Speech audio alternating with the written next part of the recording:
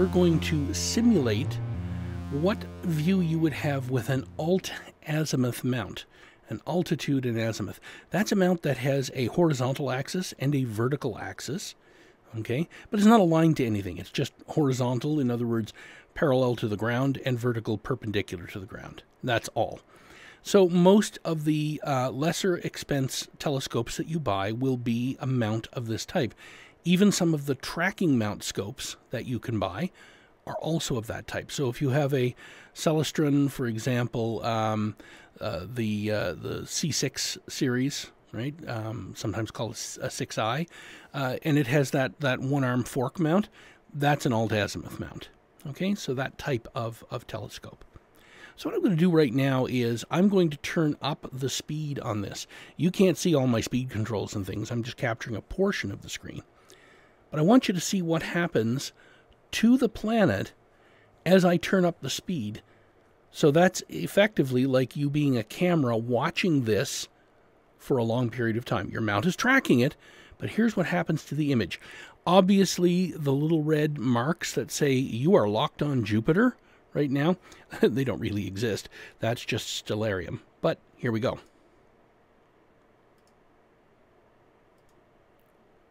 Okay, I've now accelerated to about tens of minutes are running at the speed of a second. Notice what's happening to the planet. The planet is tilting. Look at the lines of the clouds on its surface. Those are tilting. Okay. Eventually, this is going to hit the ground. I didn't turn off the terrain, and when it does, Jupiter will have set.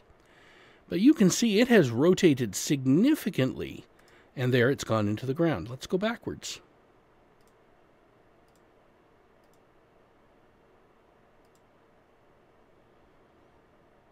Going backwards. Okay, so we're reversing what we just did.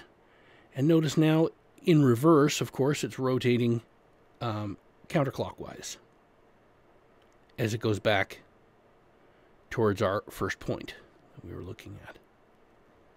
Okay, eventually it will have risen. It will set in reverse, if you will, at some point, and will hit the ground. That'll be coming up in just a few seconds, I imagine here. We're at 6 a.m. There, and we've hit the ground again. If I turn off the ground, of course, you would continue to see it. So if I do turn off the ground, there it is. And now I'm going to get nuts with this. I've turned off the atmosphere, so the effects of the sun are gone. I am turning off the ground so that you'll see through the ground. So watch what happens as I accelerate now. Now hours are ticking by as seconds. And you can see that Jupiter goes through an apparent waggle back and forth. This is over the period of many hours. But of course, if you're trying to image an object and it's doing this, your images will not end up being clear. Okay, I'm going to stop that there. This will be worse if you're trying to image stuff that is actually much fainter, right? So if you were trying to image Andromeda.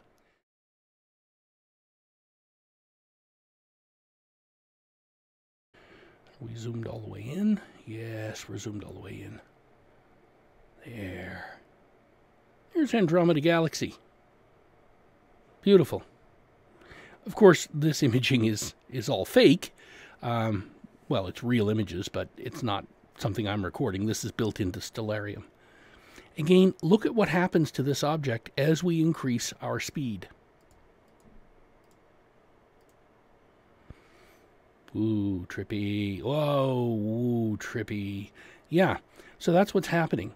This is why you can't use an alt-azimuth mount to try and observe something like a deep space object. It's not going to work for you. Okay?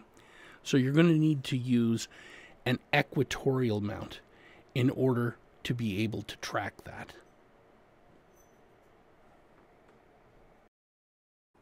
So the reason this is so important is, of course, because deep sky objects are very, very faint. So if you have faint objects and you're rotating them in your field of view, the chances of you getting a decent image out of that, almost nil. Okay, so that's why this will not work for deep sky objects. For planetary objects, it's a bit different because software can be programmed and can see different features on the planet. So it will know that rotation is happening and it can counteract that rotation. But that's a topic for another time. So next we'll look at the layout of the sky, looking at Jupiter, locked on Jupiter. And I'm going to turn on our speed up. Okay. And even now, you can see the rotation of the object, right? No problem at all. Okay. I'm going to go back to regular time and just reverse. Back to about where we were. Now I'm going to turn on equatorial mount simulation in this software. Boom. Now we're on an equatorial mount. So we are on a mount that has been leveled, and its north has been aligned with Polaris automatically. It's magic. Here's the effect as we speed things up. What you'll see this time is that the moons themselves will start moving. I'm just playing with the zoom there. They'll start moving, but there will be no rotation. Watch.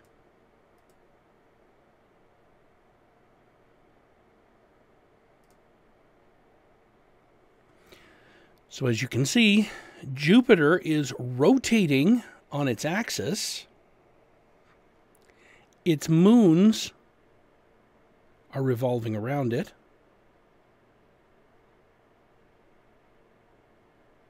Not sure what that was, whether that's another little moon or whether that's... It wasn't labeled. There's another one of them. They're not Starlink satellites, I know that. They're objects. I could stop it and find out what those things are. They're probably just other less important Jovian moons. But you can see that Jupiter remains exactly where it is all the time, and it doesn't rotate with respect to our view. This is what you're doing when you're using an equatorial mount. Now, is an equatorial mount harder to set up? A little bit.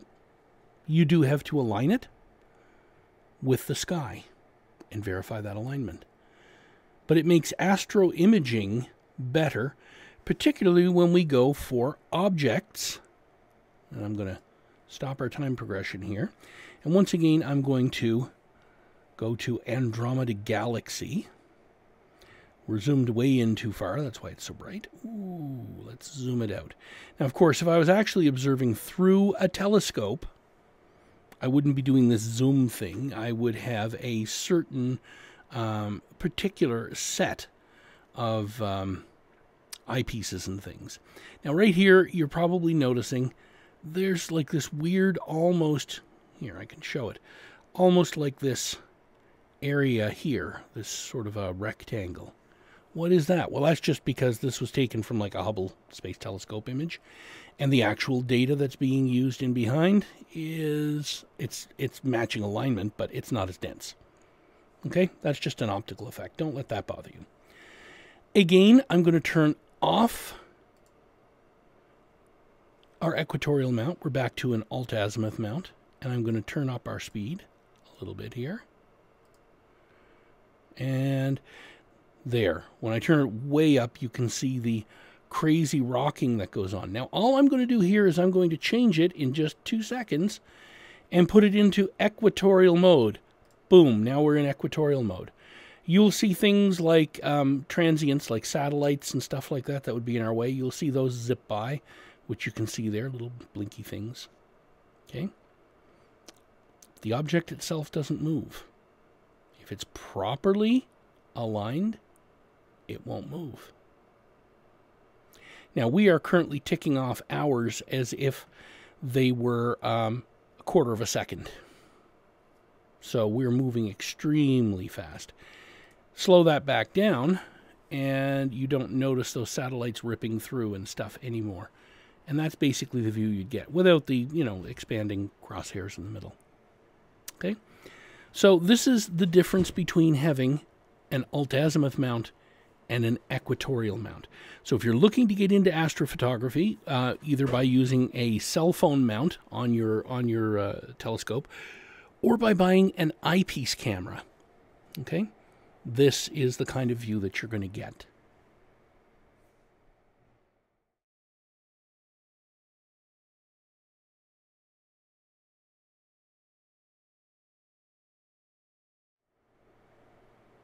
Okay, so if you're wondering about cell phone mounts for astrophotography, okay, we could do a search here. Cell phone mount for telescope. You're going to get all kinds of telephone mounts for various purposes. Okay, this one here, this Ghost Sky one, that's a fairly popular item. Okay, right here. So basically, the hole in the middle, the sort of diamond-shaped hole, is what clamps onto the eyepiece. Your cell phone goes in the clamp below it, and then you rotate and move the cell phone until it's over the eyepiece, and you can take a picture or a video of what it is you're interested in. Okay, these are fairly cheap. The Ghost Sky one is $29.99. You can get cheaper knockoffs. Your mileage will vary. That can be significantly cheaper. Like, for example, this one right here. There's a similar Ghost Sky mount, not quite exactly the same as the other, but very similar, right? So the other one's got a little bit more oomph to it.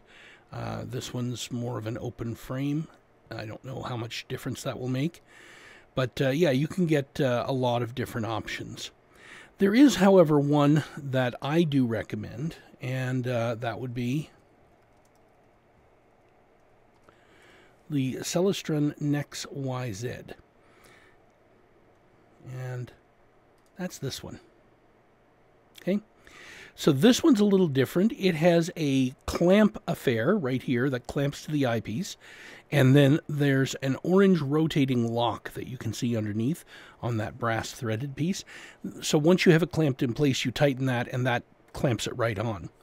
The difference with the Nex YZ is that it will adjust both back and forth and up and down over the eyepiece. In other words, the X and Y axis directions. But it also has a control for moving it closer to and farther from the eyepiece. The other ones typically don't have that, and sometimes you can't get your phone to focus unless you can move it away a little bit. Okay, so that's one of the beauties of it. You can use these on binoculars as well, but there's one on one of those Celestron Next Star type units, Next Star. So if you look at the Next Star unit, that's one of the alt-azimuth mounts we were talking about. Okay, and it makes it easy to swap out devices. So if you've got friends coming over, they too can make their captures. Of course, video that you capture with your phone, you would have to process later. So you'd have to transfer it to a computer of some description and run it through some software. Okay? So as we start getting into nicer weather, people are going to want to get their telescopes out. Maybe you got one for Christmas. And this might be something you want to do to get started. Now, there's one other thing that you can have a look at. I'll go with the cheapest one right off.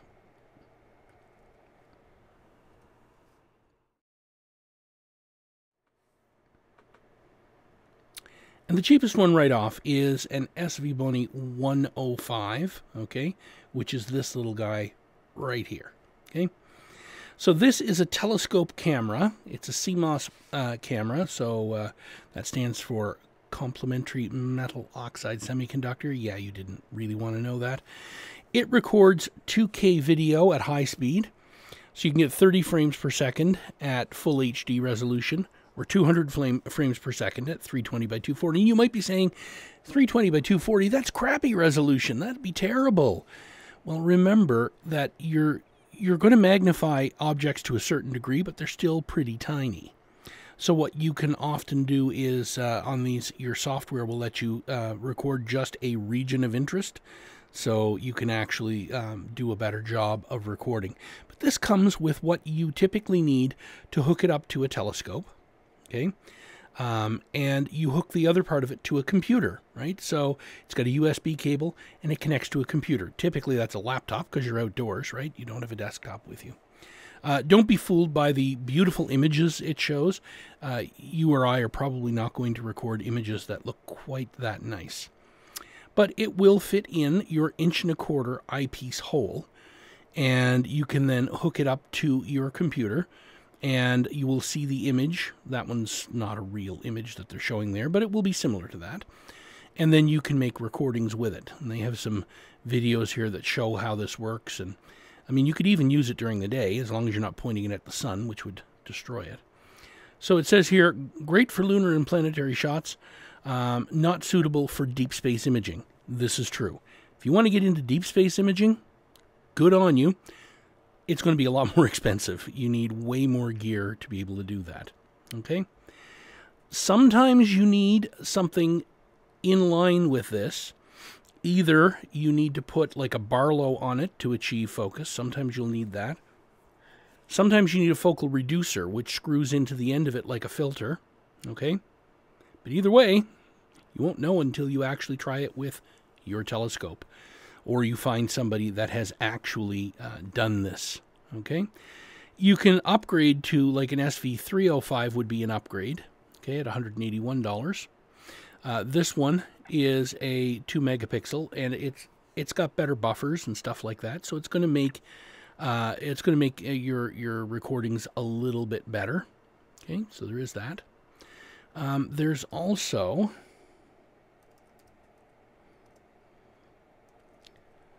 the 205, which is a little bit of a weird one. It's actually more expensive because it's an 8 megapixel USB 3.0 eyepiece. I wouldn't recommend buying that unless you have the computing power to be able to record on USB 3.0, right? So if your laptop's ports are 3.0, and you got a fairly fast internal drive like an SSD, because the movies that you capture will be bigger because it's an 8 megapixel instead of a 2 megapixel. Can you take perfectly good images with 2 megapixels? Of course you can. Okay? So before you go and spend a whole bunch of money, think about it. I mean, I have a camera, and it's by Celestron, okay? And it's a Nex Image 10. That's this one here. This is it without its nose piece on. It fits in like any other eyepiece camera. There you can see. Okay. And it does do very, very nice images. There's a nice lunar close-up that's been shot with this. There's a shot of, Jupiter that was shot with it. Yes, you can shoot the sun as long as you have the proper forward filters. Never an eyepiece filter for that. Okay, but again, this is $363. If you're not really dedicated to the hobby, or you haven't spent a lot of time and you're not willing to spend the time, I wouldn't start with this. The SV Bony 105 is a great starting point, and hey, if you like it and you say, wow, I want to do more, then you can upgrade to something like the 205 or the 305 or this thing, because this is a USB 3 10 megapixel camera, right? It's possible to use a DSLR to do the same things. Just keep in mind that these cameras are very small, so they don't weigh much. A DSLR is typically a heavy thing. So if you're putting a DSLR on your mount, make sure your mount can handle the extra weight, because otherwise you could damage it. Now, this picture here is showing it on a manual alt-azimuth mount. I would never try to image using that. The best you can do is lucky imaging, and I don't think you'll be terribly satisfied with that. Okay? But if you want to know more about this, hit us up here at Sidewalk Astronomers of Charlottetown, and we'll be happy to tell you more. Cheers.